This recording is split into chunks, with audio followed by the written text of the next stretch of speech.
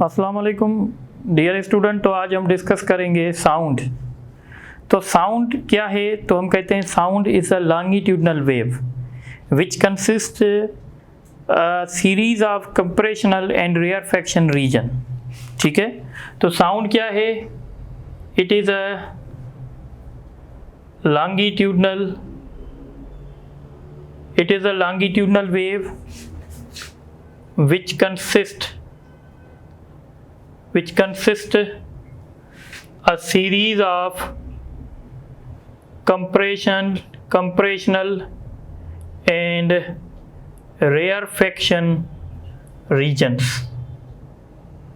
ठीक है, देखें साउंड क्या है? तो हम कहते हैं जब हम बात करते हैं तो हम एयर मॉलिक्यूल्स को कंप्रेस कर देते हैं और यहाँ पे एयर मॉलिक्यूल्स की डेंसिटी कम हो जाती है, फिर यहाँ पे एयर मॉलिक्यूल्स की डेंसिटी ज़्यादा होगी, फिर डेंसिटी कम होगी, फिर डेंसिटी ज़्यादा और फिर डेंसिटी कम, फिर डेंसिटी ज़्यादा, इस तरीके से। सो साउंड जो एक लॉन्गिट्यूडनल वेव है और इसके अंदर सीरीज ऑफ कंप्रेशनल और रेयरफेक्शन, ये रीजन जो है कंप्रेशनल होगा, ये रीजन जो है rarefaction, compression rarefaction, compression rarefaction. So the series of compression and rarefaction region is known as the sound. Sound को हम कभी कभी प्रेशर वेव्स भी कहते हैं। Sound is also called pressure waves. Pressure wave इसलिए कहते हैं क्योंकि यहाँ पे प्रेशर जो है वो चेंज हो रहा है। जैसे अगर आप कंप्रेशनल रीजन को एक्सप्लेन करेंगे, compressional region, what are the compressional region? तो हम कहते हैं the region where pressure is high, the region where pressure is high is called compressional. और अगर आप रेयरफेक्शन की बात करेंगे, तो हम कहेंगे the region where pressure is low.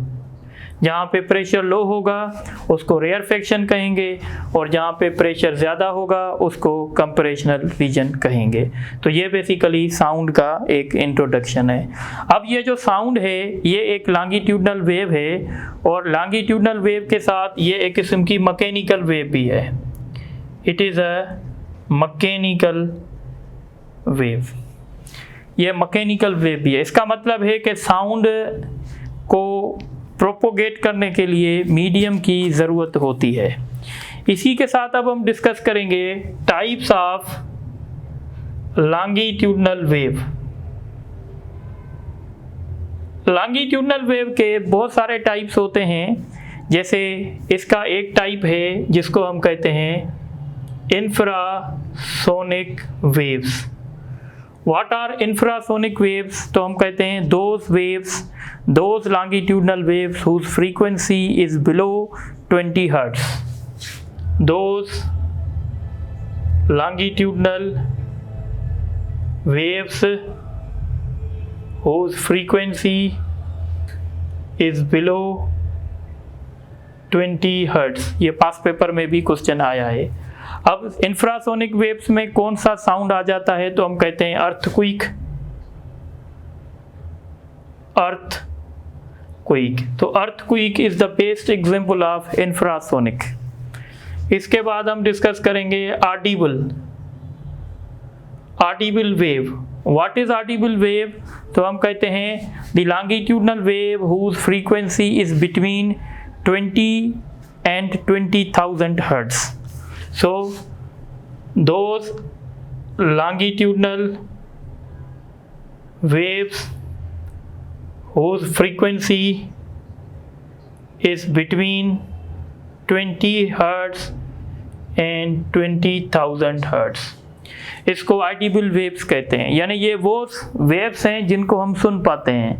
Human जो है जिस साउंड को सुनता है उसकी फ्रीक्वेंसी 20 से लेकर 20,000 हर्ट्ज तक होती है। उसके बाद तीसरा जो है वो है अल्ट्रासोनिक वेव। अल्ट्रासोनिक वेव भी लॉन्गिट्यूडनल वेव है, तो हम कहेंगे those longitudinal wave whose frequency is above 20,000 hertz, 20,000 hertz, यानी ऐसा लॉन्गिट्यूडनल वेव जिसकी फ्रीक्वेंसी 20,000 हर्ट्ज से ऊपर हो। ये कहाँ से आता है? तो हमारी लेबोरेटरी में एक क्वार्ट्ज क्रिस्टल होता है। The sound produce by vibrating the quartz crystal is ultrasonic. Ultrasonic sound कहाँ से प्रोड्यूस होता है? तो हम कहते हैं ये जो है क्वार्ट्ज क्रिस्टल्स को हम जब वाइब्रेट करते हैं तो वहाँ से साउंड प्रोड्यूस होता है और उसको हम अल्ट्रासोनिक कहते हैं। अब इसके बाद हम डिस्कस करेंगे, अब हम डिस्कस करते हैं speed of sound. Speed of sound, अब देखें साउंड एक लॉन्गिट्यूडनल वेव है और लॉन्गिट्यूडनल वेव की जो स्पीड होती है वो सबसे पहले तो ये नोट करें कि साउंड एक मैकेनिकल वेव है, तो इसका मतलब है the speed of sound in vacuum is zero. Sound vacuum से पास नहीं कर सकता। सन पे बहुत बड़े एक्सप्लोजन होते हैं पर वो एक्सप्लोजन हम अर्थ पे नहीं सुन सकते, या जब हम मून पे जाते हैं तो हम एक दूसरे की बात नहीं सुन पाते क्योंकि मून पे जो है वो हमारे पास एयर नहीं होती है। एयर नहीं होगी तो साउंड ट्रेवल नहीं करेगा क्योंकि साउंड मैकेनिकल वेव है। तो इसलिए हम कहेंगे कि साउंड जो है, साउंड की स्पीड जो वैक्यूम में है वो ज़ीरो होती है। अब अगर आप किसी भी मीडियम में साउंड की स्पीड फाइंड करेंगे तो यहाँ पे एक पॉइंट नोट कर लें, the speed of sound in any medium depends upon. तो साउंड क्योंकि लॉन्गिट्यूडनल वेव है तो उसकी स्पीड दो फैक्टर पे डिपेंड करेगी। एक डिपेंड करेगी बल्क मॉड्यूलस पे जो इलास्टिक प्रॉपर्टी है, और एक डिपेंड करेगी inertial property. Inertial property means density. ठीक है, एक प्रॉपर्टी कौन सी हो गई? इलास्टिक प्रॉपर्टी, और दूसरी प्रॉपर्टी कौन सी हो गई? Inertial property. इनर्शियल प्रॉपर्टी में हम डेंसिटी कंसीडर करते हैं और इलास्टिक प्रॉपर्टी में हम बल्क मॉड्यूलस डिस्कस करते हैं। अब एक बात आप याद रखें, बल्क मॉड्यूलस जो है वो सॉलिड का सबसे ज़्यादा होता है, तो इसलिए हम कहेंगे कि साउंड जो है वो तेज़ी से चलता है सॉलिड्स में। जैसे कभी कभी ये होता है कि हमें रेलवे कोई रेल आ रही है हमें सुनाई नहीं देता है क्योंकि एयर के थ्रू साउंड आता है, पर जब हम एयर ट्रैक पे अगर अपना कान रखेंगे तो फिर हमें साउंड हमारे पास जल्दी से आ जाता है क्योंकि साउंड जो है वो हमेशा सॉलिड में तेज़ी से चलता है। सो इसलिए हम लिखेंगे the speed of sound is greater in solids. Reason क्या है? Because solids have higher values of bulk modulus। ये मैंने शुरुआती लेक्चर में आपको बताया था कि सॉलिड्स में बल्क मॉड्यूलस का वैल्यू हाई होता है, इसीलिए सॉलिड्स में साउंड की स्पीड सबसे ज़्यादा होगी। अब हम बात करेंगे, स्पेशली बात करेंगे speed of sound in air. Speed of sound in air, तो speed of sound in air सबसे पहले कैलकुलेट की थी न्यूटन ने। So Newton was calculated the speed of sound in air first time। तो न्यूटन ने जब साउंड की स्पीड कैलकुलेट की थी तो न्यूटन ने कहा था कि ये जो कंप्रेशन रेयरफेक्शन ये जो रीजन बनते हैं ये आइसोथर्मली बनते हैं। न्यूटन का ये कहना था कि कंप्रेशन के दौरान टेम्परेचर बढ़ जाता है और ये कंप्रेशन रेयरफेक्शन। तो न्यूटन का कहना था कंप्रेशन के दौरान टेम्परेचर बढ़ जाता है और रेयरफेक्शन के दौरान टेम्परेचर जो है लॉस हो जाता है या कम हो जाता है। तो इस वजह से ये पूरा जो साइकिल होता है कंप्रेशन और रेयरफेक्शन का, तो उसका कहना था ये आइसोथर्मली होता है। सो न्यूटन, ये आपसे बात पूछ सकते हैं तो आपको नोट भी करनी चाहिए। Newton consider the formation of compression rarefaction series is isothermally. तो न्यूटन ने कहा था ये आइसोथर्मली होती है, और जैसे आप जानते हैं तो ऊपर हमें रखना है बल्क मॉड्यूलस, नीचे हमें रखना है डेंसिटी। याद रखिएगा आइसोथर्मल प्रोसेस में, ये मैं आपको पहले भी बता चुका हूँ, आइसोथर्मल प्रोसेस जब होती है तो उसमें बल्क मॉड्यूलस प्रेशर के बराबर होता है। तो हम यहाँ पे लिखेंगे P अपान रो। तो ये फार्मूला आपसे पूछ सकते हैं कि P अपान रो, ये फार्मूला किसका है, स्क्वायर रूट P अपान रो, तो ये फार्मूला न्यूटन ने दिया था। अब अगर हम आगे चलेंगे, जैसे हमें पता है कि भाई एयर के अंदर नाइट्रोजन और ऑक्सीजन गैसेस हैं, अगर हम इनको क्या कहते हैं, अगर हम इनको आइडियल गैसेस कंसीडर करें तो हम इक्वेशन यूज़ करते हैं PV is equal to nRT।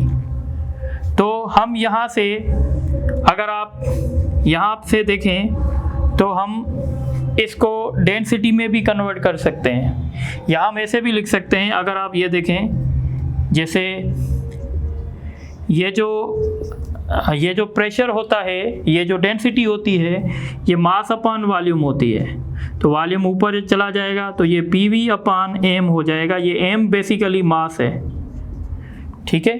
तो अब हम यहाँ से अगर इक्वेशन यूज़ करेंगे PV is equal to nRT, ठीक है, तो यहाँ से हम PV का वैल्यू रख सकते हैं nRT, या अगर हम n को एक्सपेंड करेंगे तो n क्या होता है, given mass divided by molar mass RT।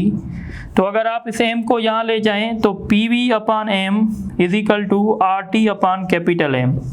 तो यहाँ से पता चलेगा कि इसका फार्मूला हो जाएगा RT upon capital M, where m is the molar mass of the gas. इसी तरीके से, और R is the universal gas constant. Newton ने 0 सेल्सियस पे साउंड की स्पीड कैलकुलेट की थी 280 मीटर पर सेकंड, जबकि साउंड की रियल स्पीड 0 सेल्सियस एयर में 332 मीटर पर सेकंड है। तो इसका मतलब है न्यूटन ने मिस्टेक कर दी। तो इस मिस्टेक को किसने करेक्ट किया, तो इस मिस्टेक को करेक्ट किया आगे जाके लेप्लास ने, और अब हम डिस्कस करेंगे लेप्लास करेक्शन। तो एक पॉइंट यहाँ पे लिख लें, Newton calculated the speed of sound in air at 0 Celsius is 280 metre per second, जो कि गलत थी। तो अब आप ये नोट करें तो हम आगे डिस्कस करेंगे।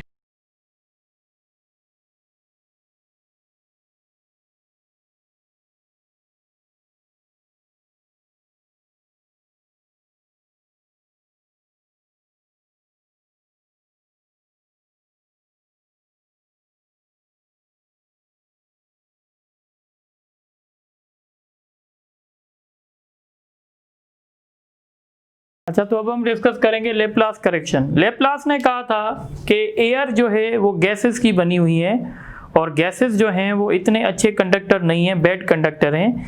इसीलिए ये जो कंप्रेशन और रेयरफेक्शन ये जो सीरीज बन रही है ये एडियाबेटिकली बन रही है। तो अकॉर्डिंग टू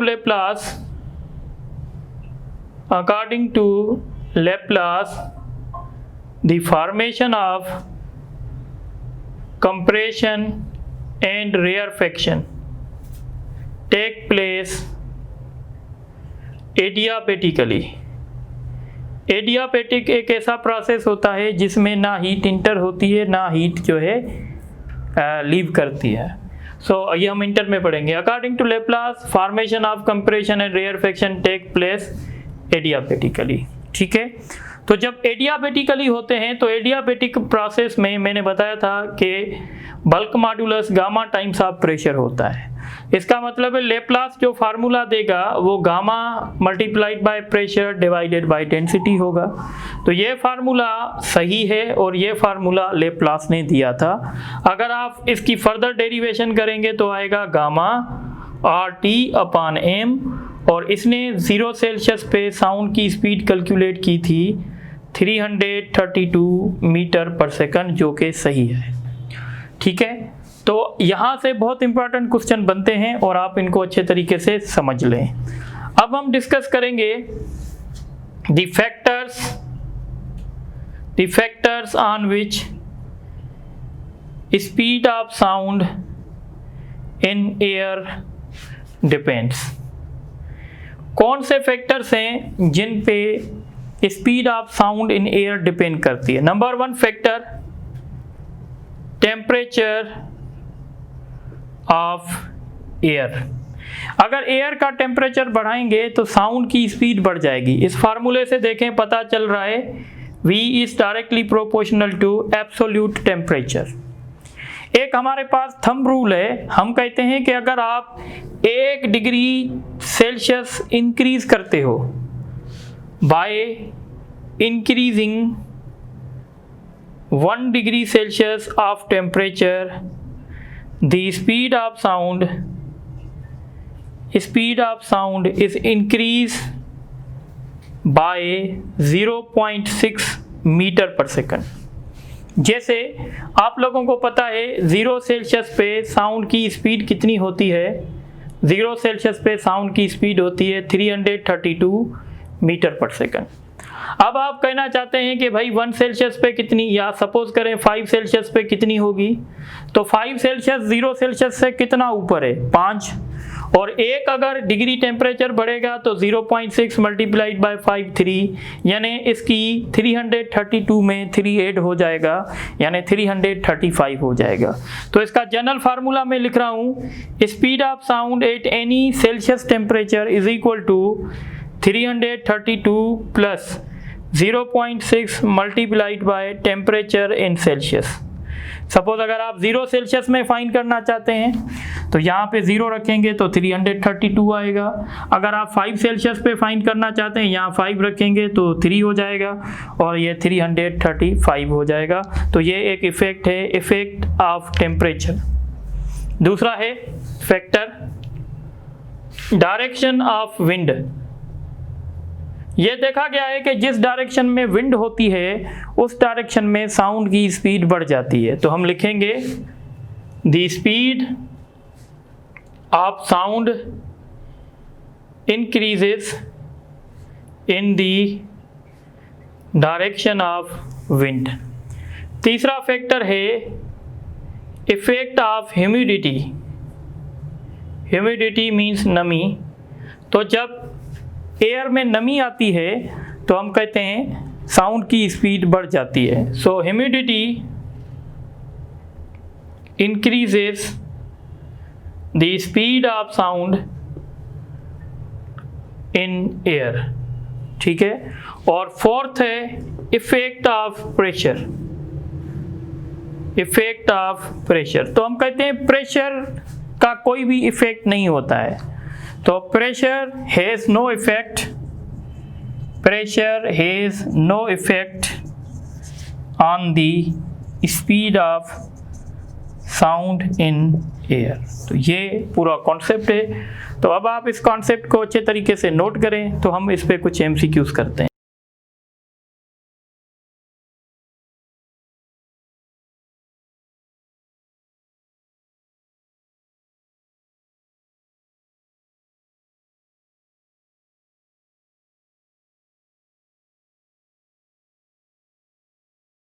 ये बहुत इंपॉर्टेंट एमसीक्यूज में आपसे डिस्कस कर रहा हूँ। इसमें से एंटी टेस्ट में आ भी सकते हैं, तो इनको देख लें। द साउंड इज, साउंड आपको पता है मैकेनिकल वेव भी है, लॉन्गिट्यूडनल वेव भी है, इसीलिए डी सही होगा। उसके बाद क्वेश्चन है the region where pressure is high. तो अब अभी हमने पढ़ा था, उसको कंप्रेशन कहते हैं। The frequency of Audible wave, ये पास पेपर में आ चुका है। तो ऑडिबल वेव की फ्रीक्वेंसी बिटवीन 20 से लेकर 20,000 हर्ट्ज तक होती है। उसके बाद क्वेश्चन है Newton's drive the formula for speed of sound in air by considering the formation of compression and rarefaction as. तो न्यूटन ने कहा था ये जो रीजन बनते हैं वो आइसोथर्मली बनते हैं। The formula for speed of sound, अब देखें हमारे पास 2 फार्मूले हैं, एक न्यूटन का है, एक लेप्लास का है।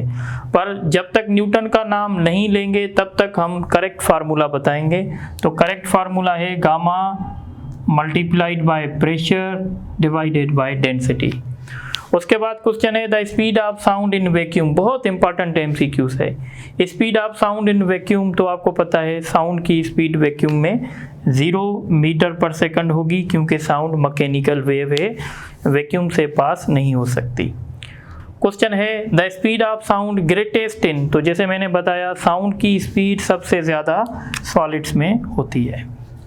उसके बाद एमसीक्यूज है the speed of sound in air at 10 Celsius, तो मैंने फार्मूला बताया था 332 plus 0.6 multiplied by temperature in Celsius, 332 6 338 हो जाएगा। तो इसका ऑप्शन, अच्छा 10 पे है, इसका ऑप्शन यहाँ पे कर लें 338 मीटर पर सेकंड, ये सही होगा।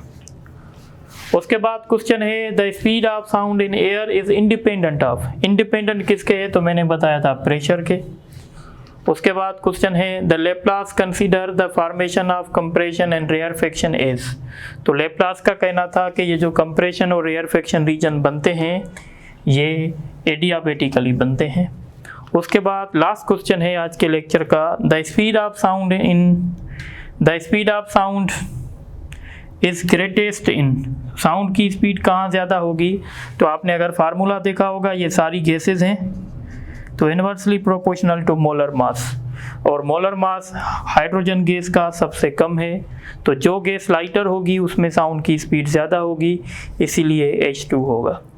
तो आई होप कि चैप्टर नंबर 8 की टेस्ट अपलोड हो गई होगी, तो आप इसको सॉल्व करें। और बाकी हमारे 2 टॉपिक रहते हैं चैप्टर 8 के, डॉपलर्स इफेक्ट रहता है और बीट्स रहते हैं और साउंड की कुछ प्रॉपर्टीज़, 3-4 टॉपिक रहते हैं। तो इंशाल्लाह हम नेक्स्ट लेक्चर में इसको जो है डिवाइंड अप करेंगे, और आपको ये सजेशन है कि चैप्टर 8 की टेस्ट जो है वो सॉल्व कर लें। Thank you very much.